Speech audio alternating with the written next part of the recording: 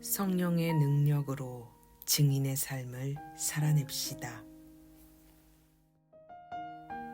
오늘 말씀은 사도행전 1장 6절에서 14절 말씀입니다. 그들이 모였을 때에 예수께 여쭈어 이르되 주께서 이스라엘 나라를 회복하심이 이때니이까 하니 이르시되 때와 시기는 아버지께서 자기의 권한에 두셨으니 너희가 알 바 아니요 오직 성령이 너희에게 임하시면 너희가 권능을 받고 예루살렘과 온 유대와 사마리아와 땅 끝까지 이르러 내 증인이 되리라 하시니라. 이 말씀을 마치시고 그들이 보는데 올려져 가시니 구름이 그를 가리어 보이지 않게 하더라.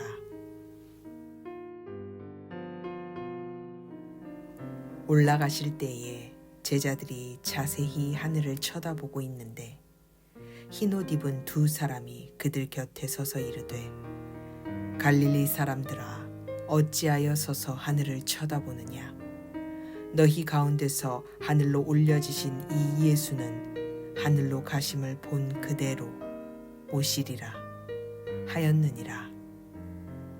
제자들이 감람원이라 하는 산으로부터 예루살렘에 돌아오니 이 산은 예루살렘에서 가까워 안식일에 가기 알맞은 길이라. 들어가 그들이 유하는 다락방으로 올라가니 베드로, 요한, 야고보, 안드레와 빌립, 도마와 바돌로메, 마테와 및 알페오의 아들 야고보, 셀롯인 시몬, 야고보의 아들 유다가 다 거기 있어 여자들과 예수의 어머니 마리아와 예수의 아우들과 더불어 마음을 같이하여 오로지 기도에 힘쓰더라. 저는 전도를 못하는 전도사입니다. 그래서 전도사라고 불릴 때마다 마음에 참 큰 부담감이 있습니다. 제가 전도를 잘 하지 못하는 이유는 무안을 당하거나 거절당하는 것에 대한 큰 두려움이 있기 때문입니다. 2009년도에 일본으로 단기 선교를 다녀왔던 적이 있습니다.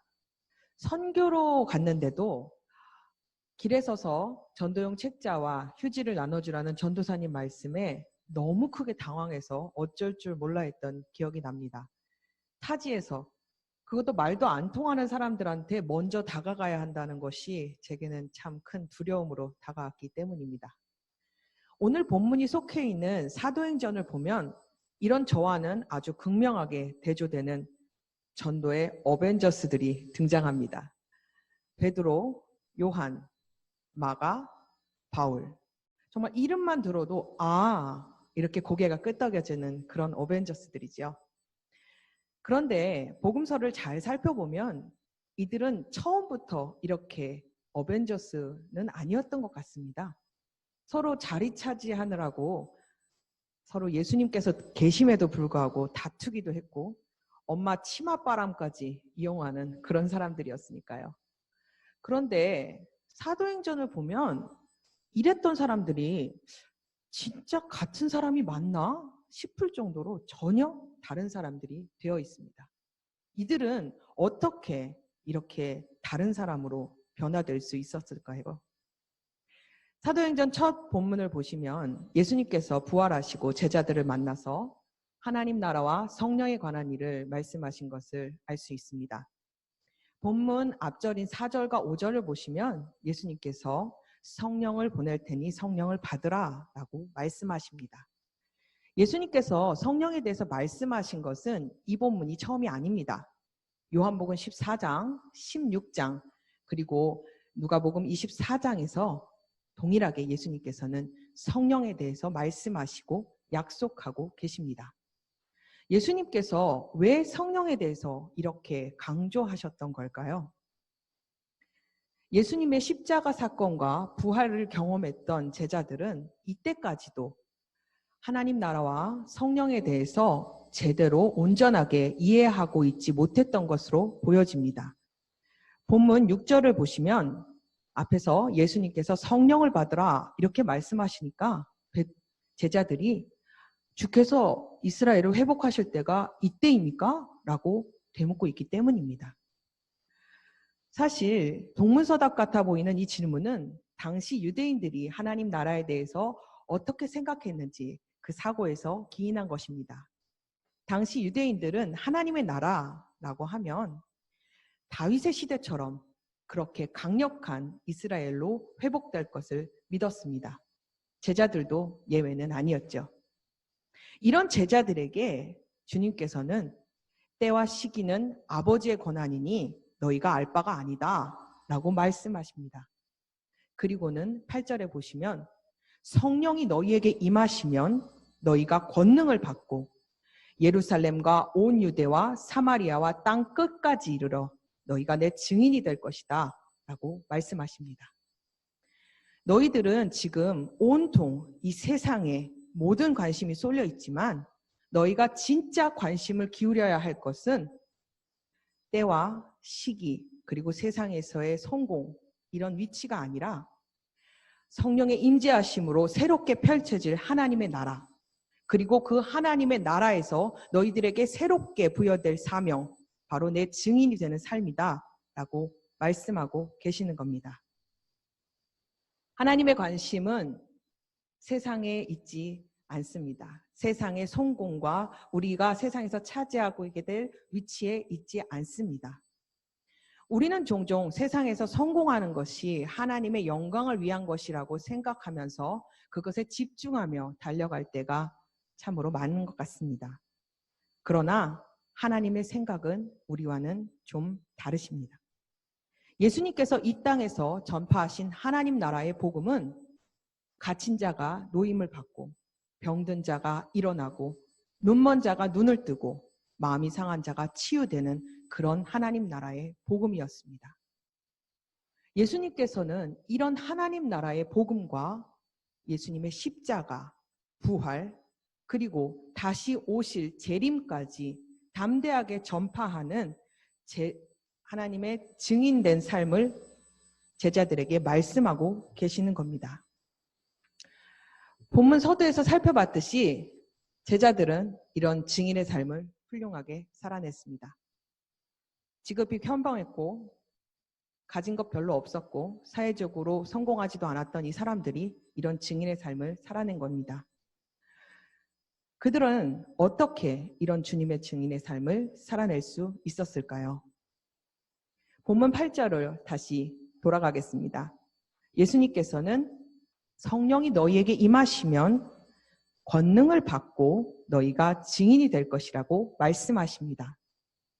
증인의 삶은 성령의 권능이 전제되어 있다는 말입니다. 개역 개정에서 권능이라고 번역된 이 헬라어 디나미는 누가복음 24장 49절에 위로부터 입혀질 능력과 같은 단어입니다. 바로 성령의 능력은 성령의 임재를 통해서 위로부터 입혀지는 능력입니다. 연약하고 부족한 우리들이지만 그리스도로 충만하게 성령의 능력을 받으면 이런 사도행전의 증인들과 같은 그리스도의 증인들로 살아갈 수 있게 된다는 이야기입니다. 사도행전의 수많은 사람들은 이런 증인의 삶을 살아냈습니다. 예수님의 제자들도 스데반도 바울도 원시교회 성도들도 이런 성령의 능력으로 하나님의 증인된 삶을 살았습니다. 그들이 처음부터 특별했습니까? 아닙니다. 그들도 처음엔 우리와 똑같은 사람들이었습니다. 우리도 성령의 능력을 못 입게 되면 이런 증인의 삶을 살아갈 수 있습니다.